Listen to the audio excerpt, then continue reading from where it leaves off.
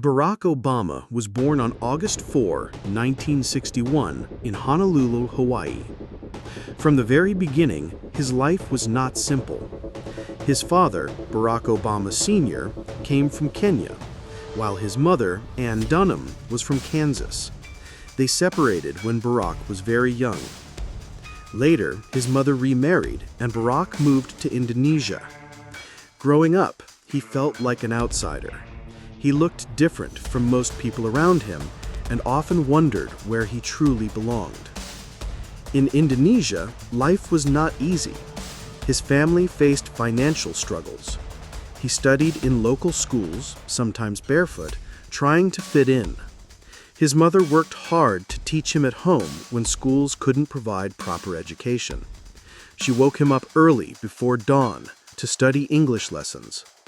Barack was sometimes tired, sometimes frustrated, but he learned the value of education and hard work from her dedication.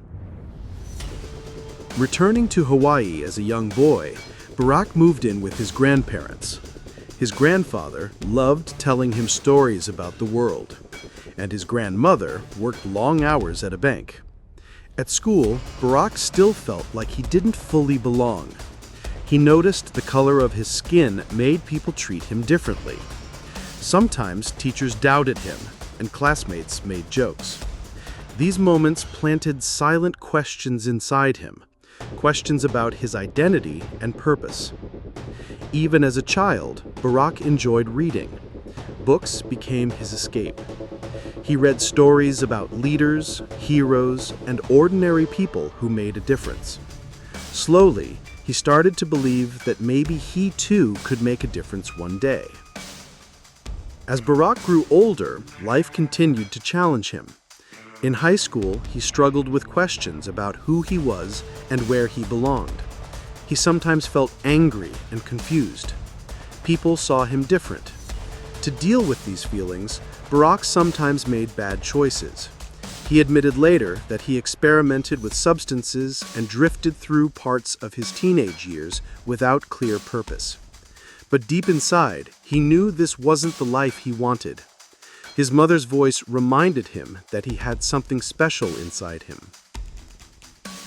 Barack worked hard at his studies and was accepted to Occidental College in Los Angeles. Yet even there, he questioned his identity and purpose.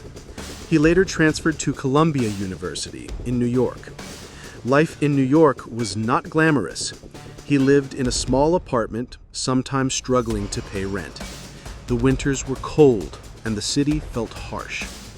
Barack walked the streets alone, thinking about the life he wanted to build. After graduating, he moved to Chicago to work as a community organizer. This was a turning point. In poor neighborhoods, he saw families struggling with poverty, crime, and hopelessness. People were tired and defeated, but they still hoped for change. Barack listened to their stories and learned how to help communities unite and fight for better schools, safer streets, and stronger opportunities. However, helping people wasn't easy. Some didn't trust him. Others thought he was too young to lead. Sometimes he felt discouraged. But Barack remembered his mother's words, "Hard things are worth doing." He kept working, learning to speak clearly, to lead with calm strength, and to inspire people with hope. Barack Obama decided to take his fight for change further. He applied to Harvard Law School, one of the most prestigious universities in the world. At Harvard, Barack stood out, not because he tried to, but because he worked hard, listened carefully, and spoke wisely. His classmates noticed. Professors noticed. Soon he was elected the first African-American president of the Harvard Law Review, a great honor. This moment was not just personal success, it was history. After law school, Barack returned to Chicago instead of chasing wealth.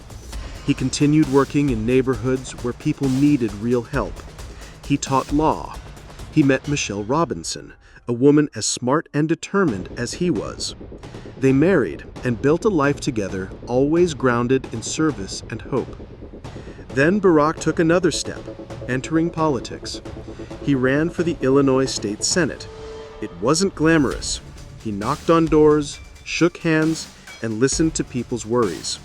Slowly, his influence grew. In 2004, Barack delivered a powerful speech at the Democratic National Convention. He spoke about unity, about hope, about America being a place where dreams could come true for everyone. His words touched millions. In 2008, Barack Obama made history. His campaign message was simple, yet powerful. Yes, we can. Across the country, people of all races and ages believed in his message. Against great odds, Barack Obama was elected the first African-American president of the United States. On January 20th, 2009, Barack Obama stood before millions in Washington, D.C. He placed his hand on the Bible and took the oath as the 44th President of the United States. For many, it was more than a political event. It was a symbol of change, of history rewritten. People cried, cheered, and believed that dreams really could come true. As president, Barack faced serious problems: wars overseas, a broken economy, and divisions among people. But he worked hard, remembered his lessons, and led the country with hope and steady strength. He worked to rebuild the economy, improve health care, and inspire people to come together. Even after leaving office, Barack Obama continued to inspire people worldwide. His story reminds everyone that success isn't about an easy life. It's about believing, working hard, and never giving up. And still today, his words echo, "Yes, we can."